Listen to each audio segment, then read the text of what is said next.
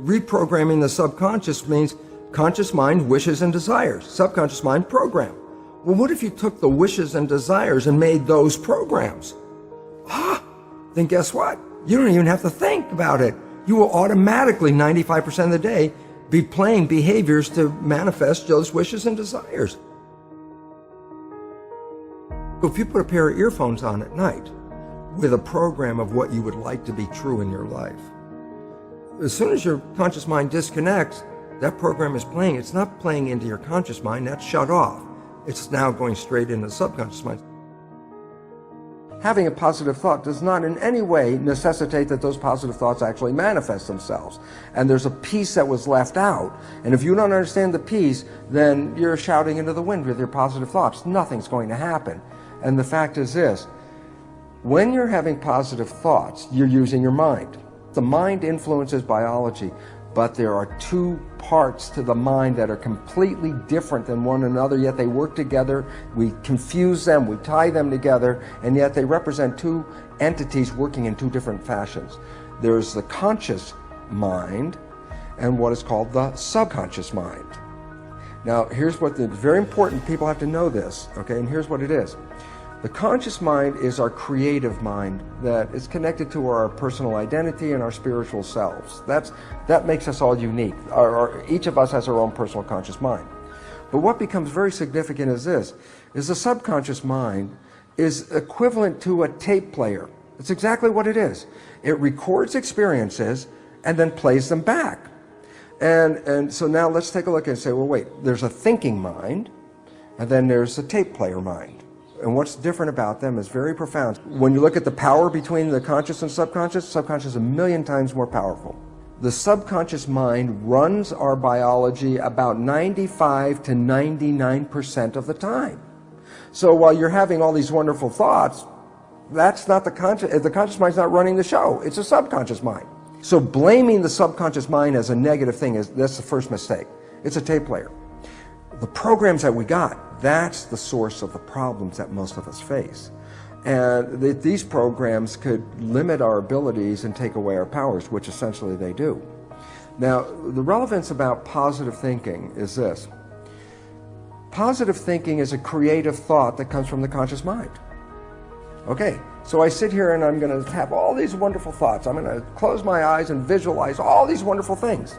Now stop and go back to the mechanical character of it. I'm having these thoughts with a little tiny processor called the conscious mind, and I'm competing with the programs that are in the subconscious mind. So if I have a thought for being healthy or being in a good relationship, and I'm doing positive thinking, and at the same time, I have acquired programs in my development that said, you're not as healthy as you think you are, and you're not that good a person to have those kind of relationships. Then look, I'm now pitting my positive thoughts against my programs, and they're opposite.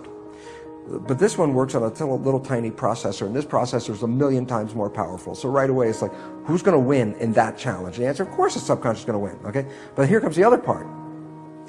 While I can try to maintain positive thoughts in my life using my conscious mind, this conscious mind only operates less than 5% of the day. That says 95% or more of the day, I'm operating from the other belief system. The point is, do the math.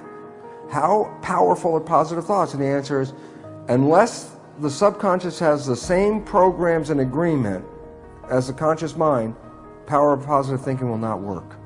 It will not work because you're competing against a much more powerful processor. So the idea is, when life doesn't work, when you don't find that relationship that your positive thinking was looking for, when you don't get that health that you were looking for because your positive thinking was asking for it, we have a tendency, therefore, to blame the outside world because, as far as I know, my intention was for all these wonderful things.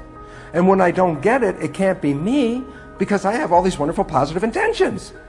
What we didn't see was, while we were having those positive intentions, using our conscious mind for those positive intentions, the subconscious was running the show.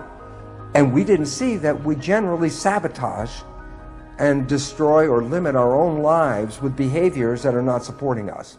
Every night when you go to bed, just when you're just falling off into sleep, consciousness is disconnecting. The next period of your brain operation while your consciousness is disconnected is theta, which is the same brain function as in the first 7 years.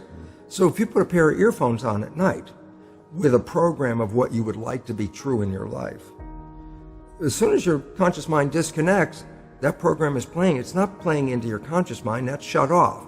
It's now going straight into the subconscious mind. So it's called auto-hypnosis.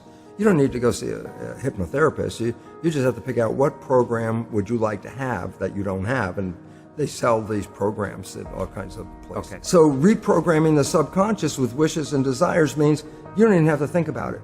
You will be successful because 95% of the day, your program automatically will be seeking your wishes.